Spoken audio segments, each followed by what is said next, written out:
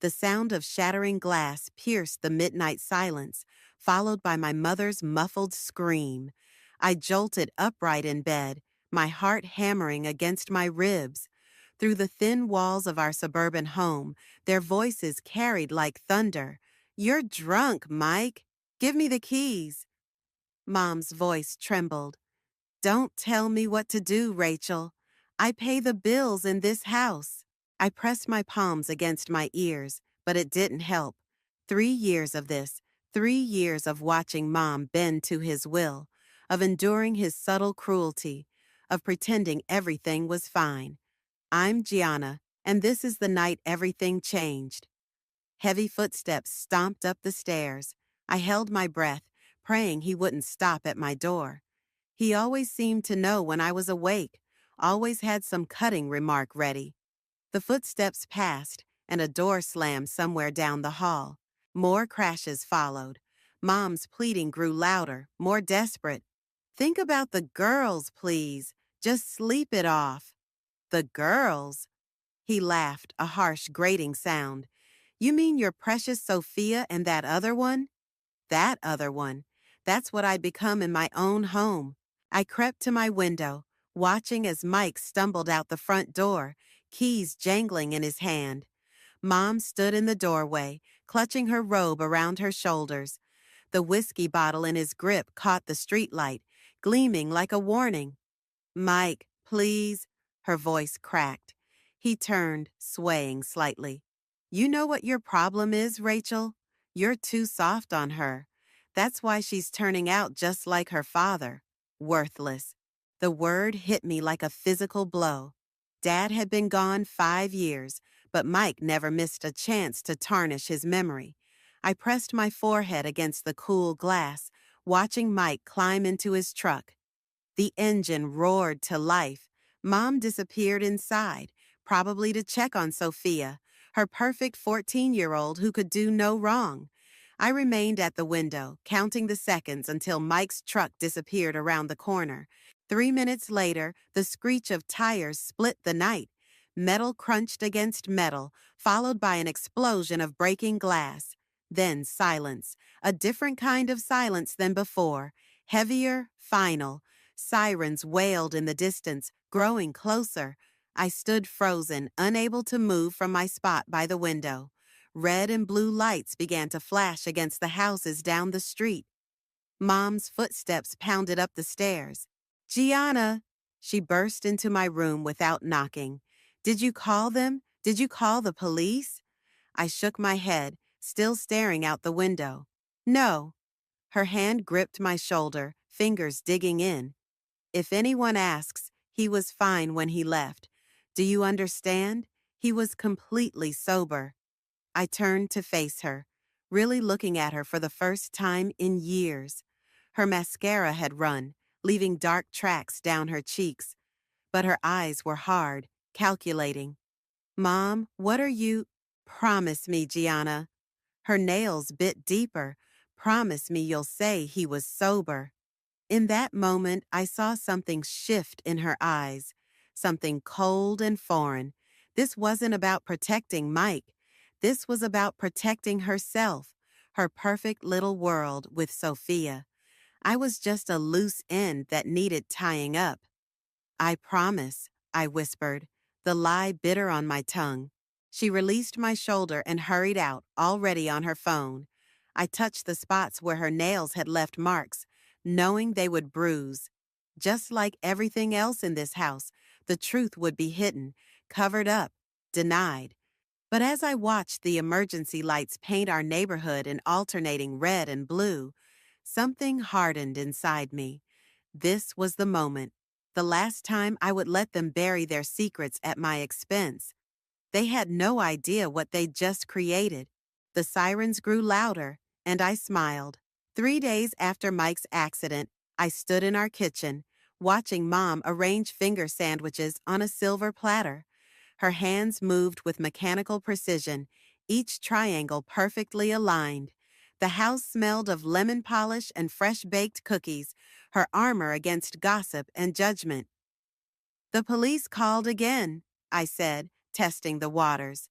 She didn't look up, I handled it. Of course she had.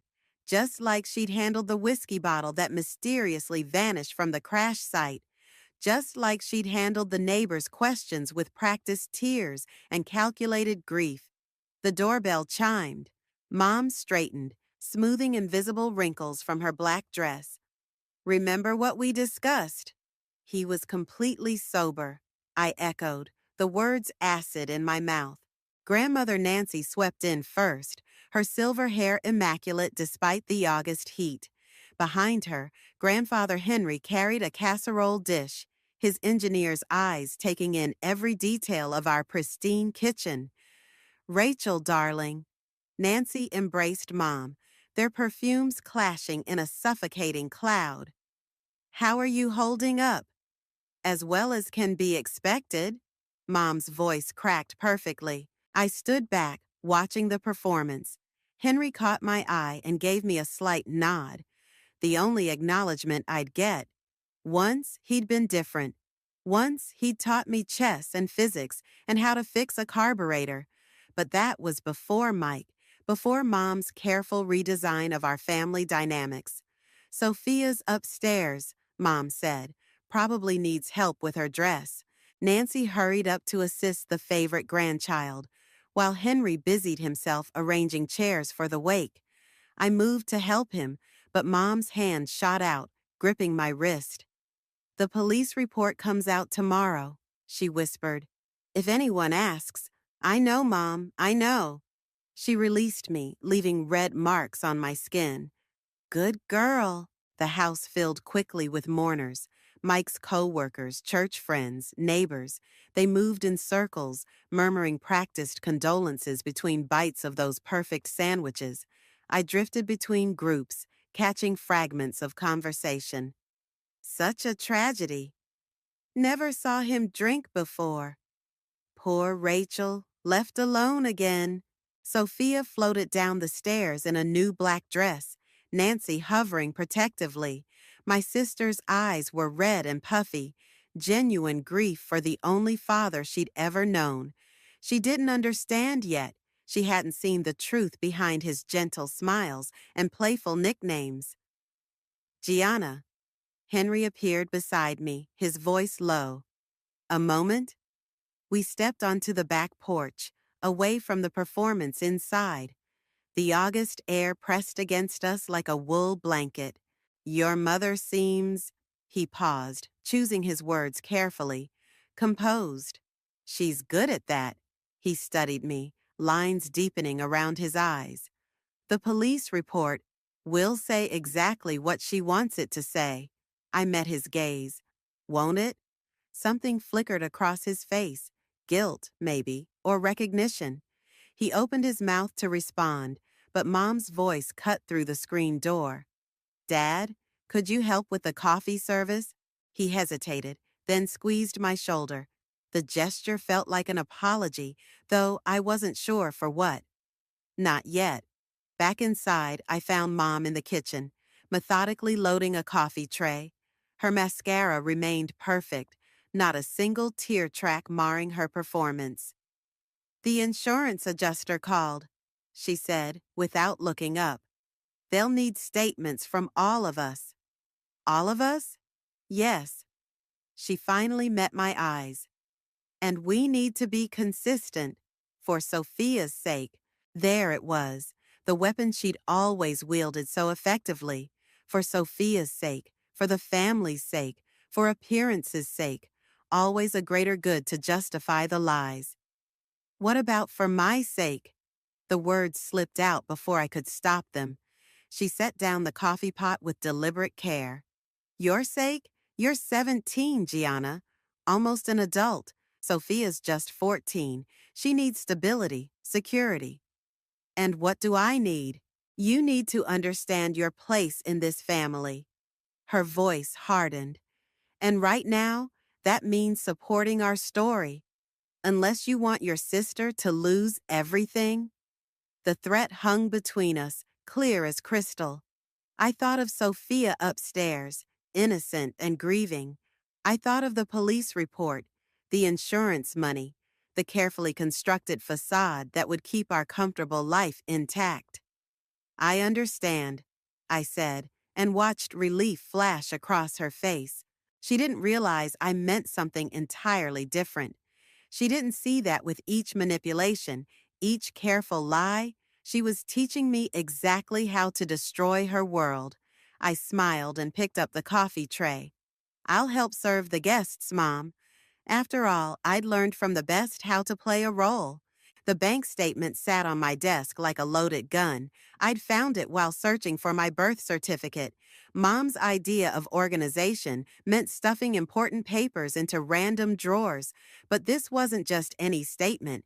This was my college fund, the one Dad had set up before he died. The balance showed zero. My hands trembled as I traced the withdrawal history.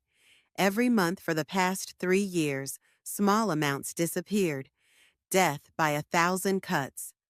The final withdrawal, $15,000, had been made 2 days after Mike's accident. A knock at my door made me jump. Gianna? Sophia's voice, sweet and unsuspecting. Mom wants to know if you're coming down for dinner. Not hungry. My voice sounded strange, distant. But we're celebrating. Mom got the insurance check today. Of course she did. The police report had worked its magic just as she'd planned. I folded the bank statement carefully, tucking it into my jacket pocket. Downstairs, laughter drifted from the dining room.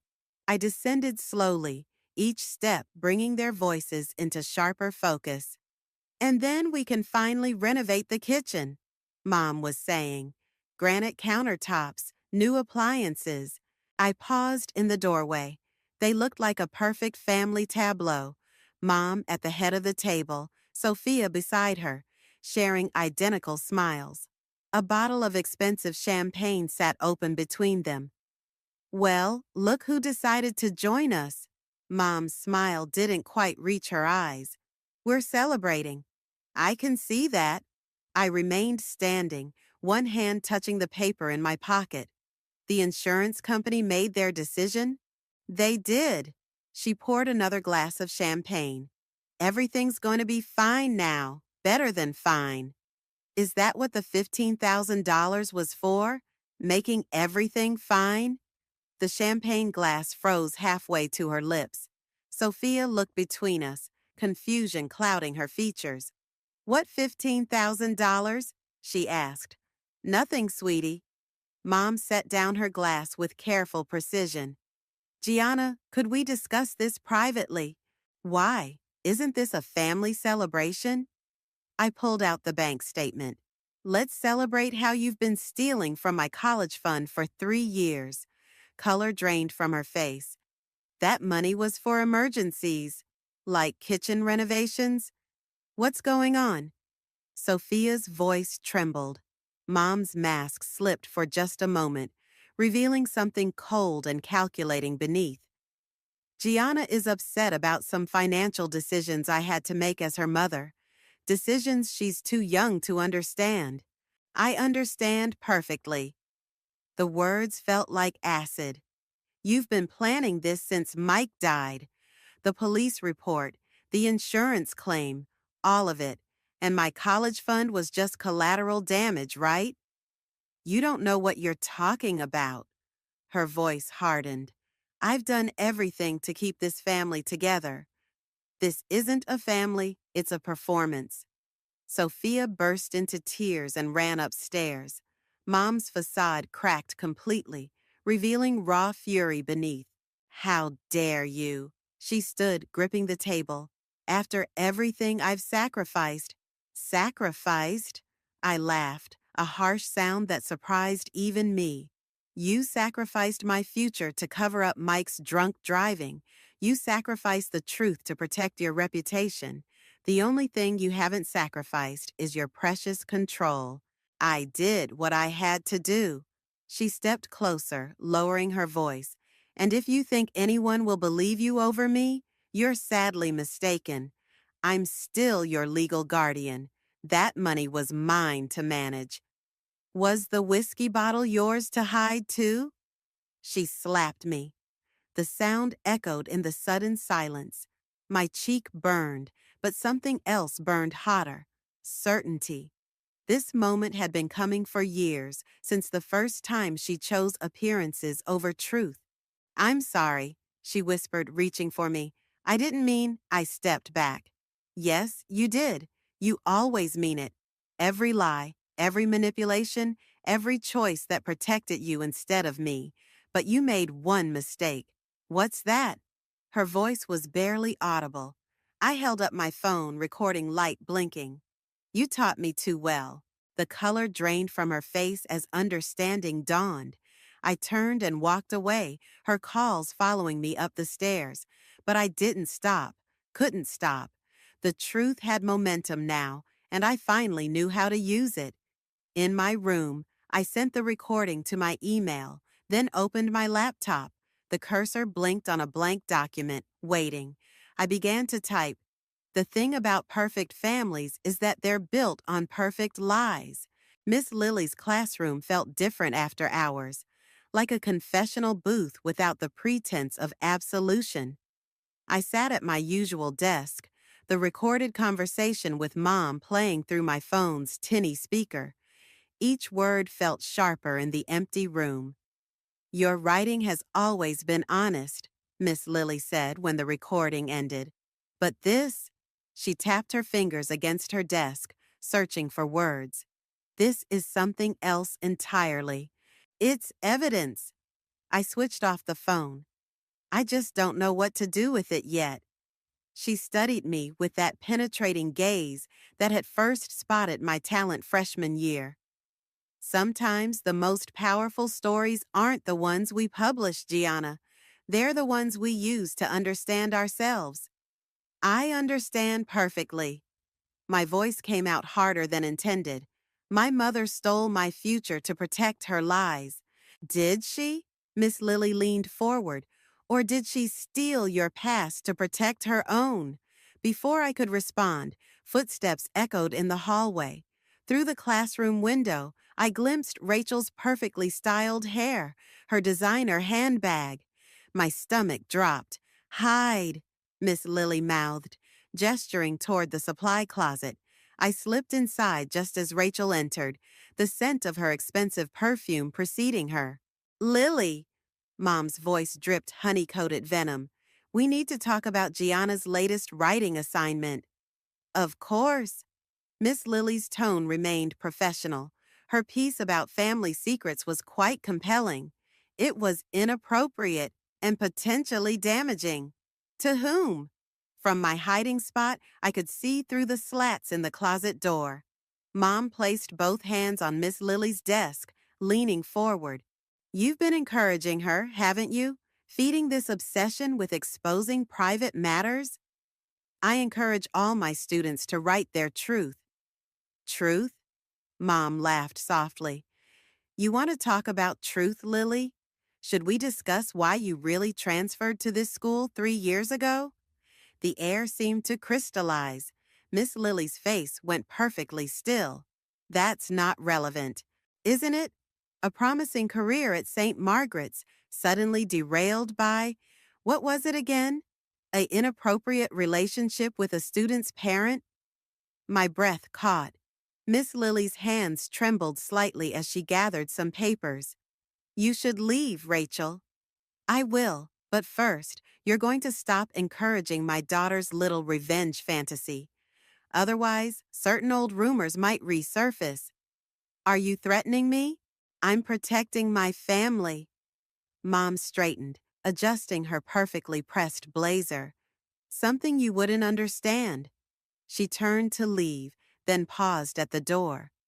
"Oh, and Gianna, you can come out of the closet now." My blood froze. She'd known I was there the whole time. I stepped out, legs shaking. Miss Lily wouldn't meet my eyes. "Let's go home," Mom said. "We have a lot to discuss." "No?" The word surprised even me. She raised an eyebrow. "Excuse me?" I said no. I moved to stand beside Miss Lily's desk. "You can't keep silencing people with their secrets." "Can I?" She smiled, that terrible knowing smile. Sweetheart, secrets are the only currency that matters. Ask your teacher. I turned to Miss Lily, hoping for what? Support? Denial? But she just stared at her desk, defeated. I'll see you at home, Mom said, victory in every syllable. She left, her heels clicking down the hallway like a countdown. The silence stretched between Miss Lily and me, filled with unspoken questions. Is it true? I finally asked, not the way she implied. Miss Lily's voice was barely audible, but enough of it to matter. I nodded slowly, understanding blooming like a bruise. She's been collecting secrets, hasn't she? Not just mine, everyone's. Gianna, she finally looked up, her eyes tired but determined. Whatever you're planning, be careful. Your mother, she's better at this game than you know. I touched my phone, thinking of the recording, of my journal full of carefully documented lies. Maybe, but she taught me how to play it. Walking home, I felt something shift inside me. This wasn't just about my college fund anymore, or even Mike's accident. This was about every secret she'd used as a weapon, every truth she'd twisted to maintain control. I pulled out my phone and opened a new document. At the top, I typed, a list of secrets that could burn everything down. Below that, I wrote the first entry. My mother is a collector of other people's shame, and I'm about to become her curator. My blog post went live at midnight. By morning, the comments section exploded. I'd changed the names, twisted the details just enough to maintain plausible deniability, but anyone who knew our family would recognize the truth beneath the fiction. A daughter discovers her mother's secret vault of stolen futures. The words glowed on my screen, a digital match thrown onto carefully gathered kindling. My phone buzzed. Grandmother Nancy's number. I let it ring through to voicemail, then again and again. On the fourth call, I answered. Have you lost your mind? Her voice trembled. That story? People are talking, Gianna. Good. I kept my tone neutral. Stories are meant to be shared. Your mother called me in tears. She thinks she knows exactly what I'm doing. I watched a new comment appear. This reminds me of the Matthews family scandal. And so do you. The silence stretched between us like a tightrope. Finally, she whispered, You don't understand what you're risking. Actually, I do.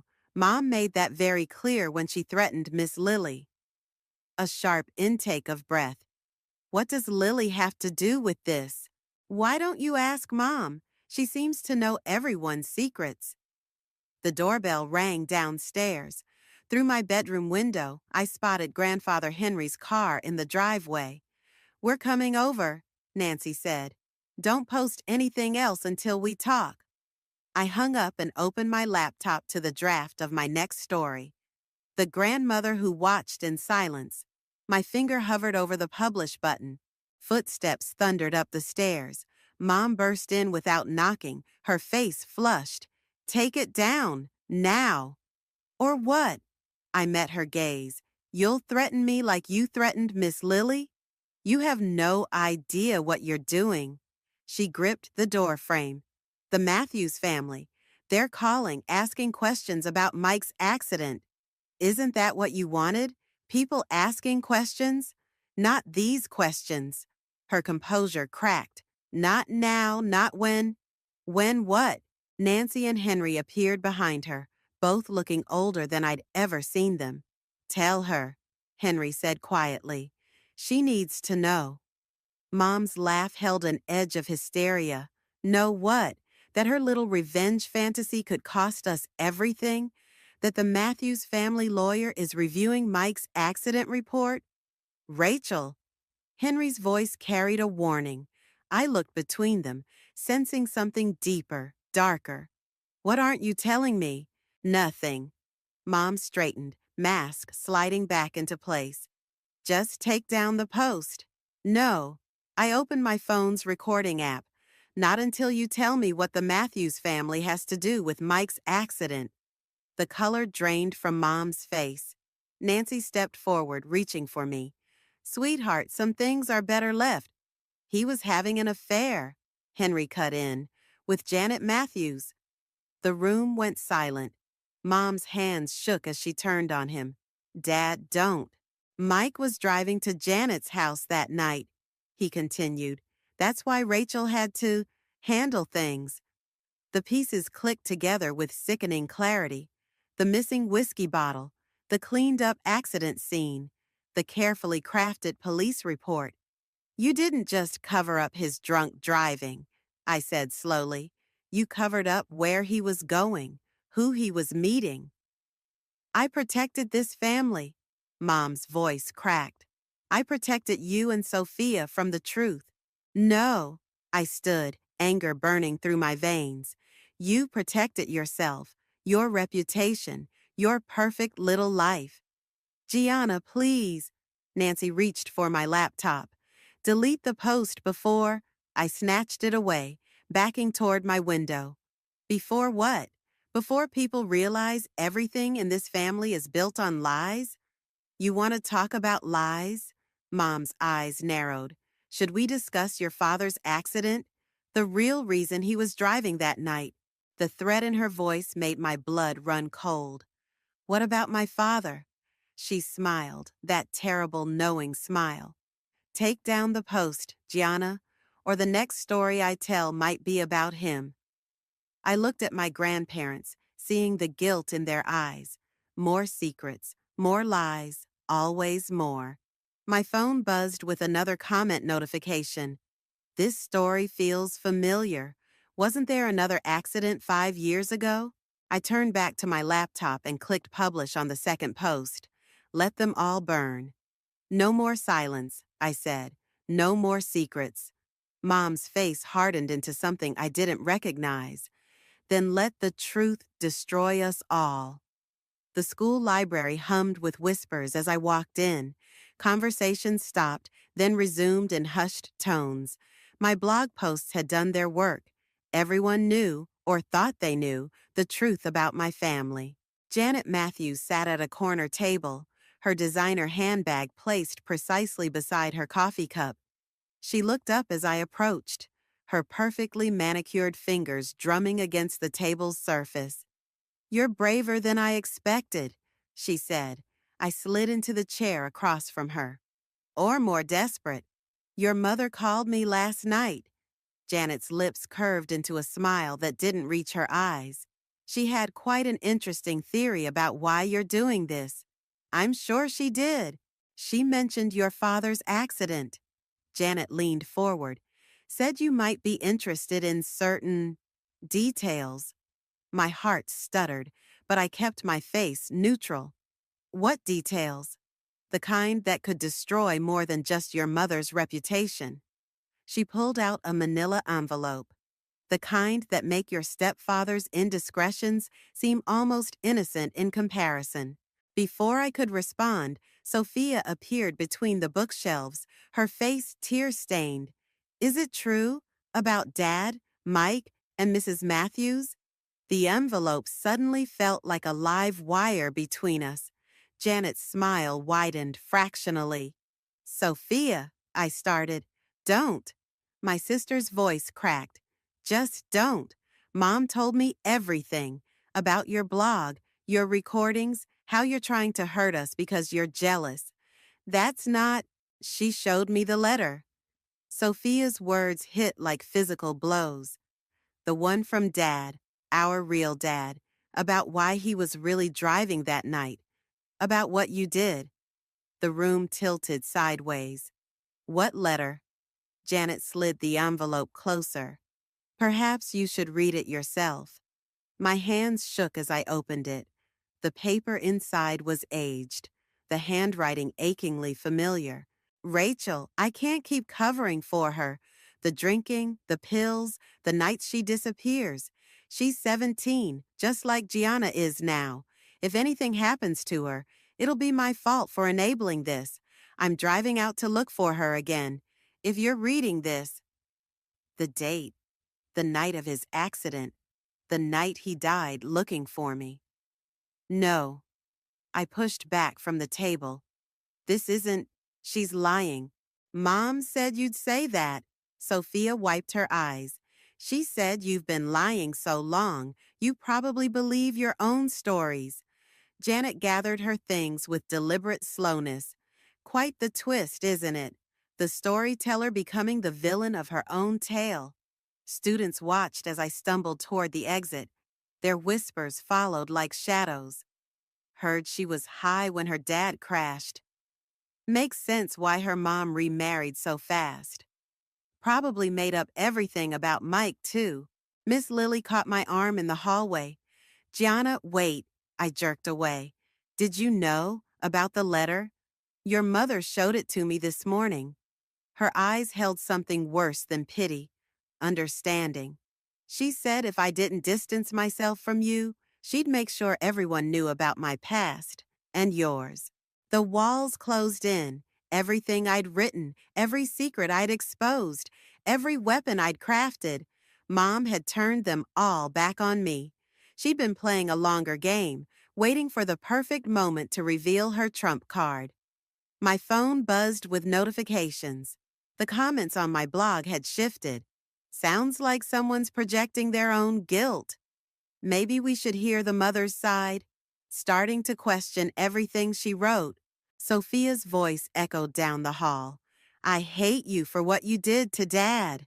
I ran, past the whispers, past the stairs, past the carefully constructed web of truth and lies until I reached the parking lot.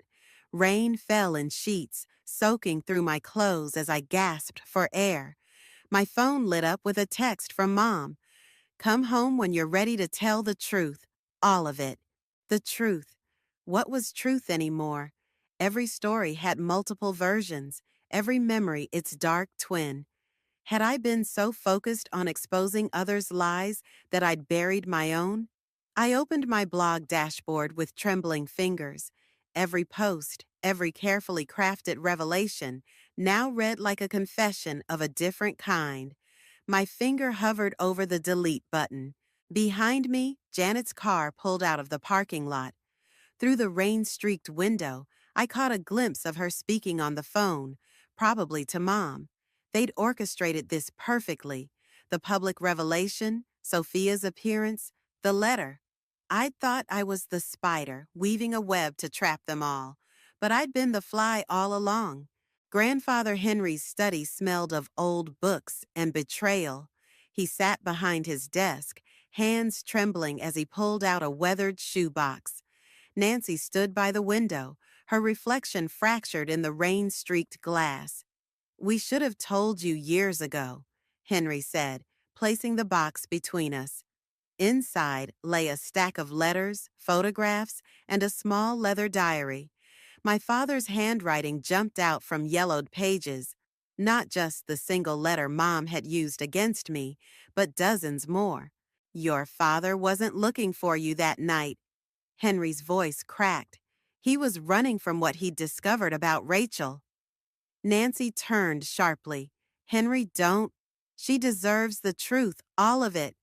The study door opened. Mom stood there, still wearing her work clothes, her face a mask of controlled fury. What truth would that be, Dad? The one you buried with David. He pulled out a photograph. Along with this, the image showed Mom outside a motel, arguing with a man I didn't recognize. The date stamp read 1 week before Dad's accident. You were blackmailing him, Henry said, just like you've blackmailed everyone else. David found out, didn't he? Mom's laugh held no humor. Is that what you think happened? I think you're still doing it. I stood, anger burning through my uncertainty. Miss Lily, Janet Matthews, probably half the town. You collect secrets like weapons.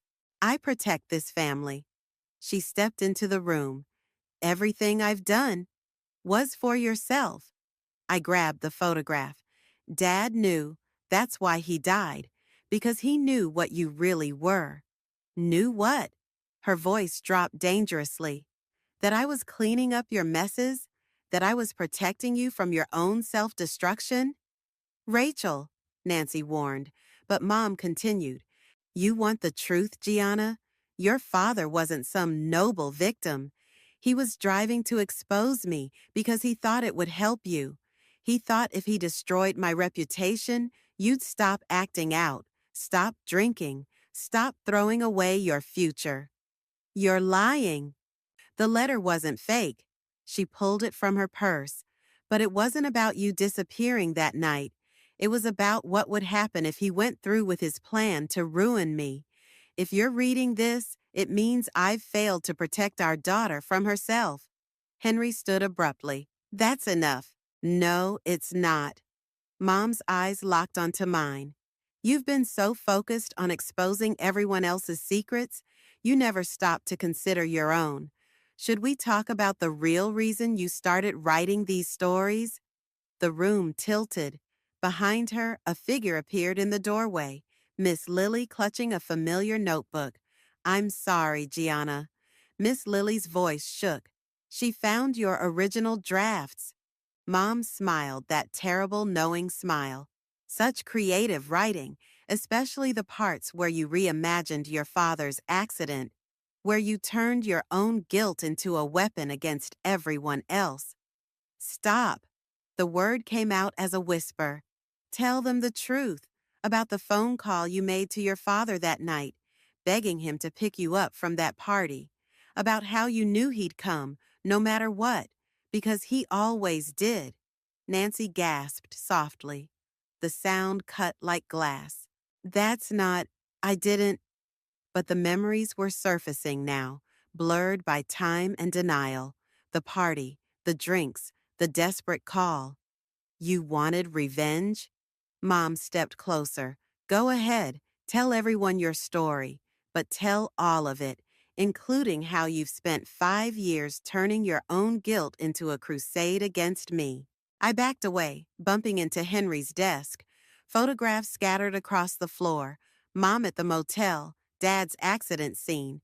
A teenage girl who looked just like me, passed out at a party. You're not the only one who knows how to tell stories, Mom said softly. The only difference is I have proof for mine. The room spun with unspoken accusations and half-buried truths. Every story I'd written, every secret I'd exposed, suddenly reflected back at me, distorted and darker than before. Miss Lily stepped forward, the notebook extended like an offering, or evidence. Sometimes, she said quietly, the stories we tell ourselves are the most dangerous lies of all. I looked at the notebook, then at the scattered photographs, each one a piece of a truth I'd refused to see.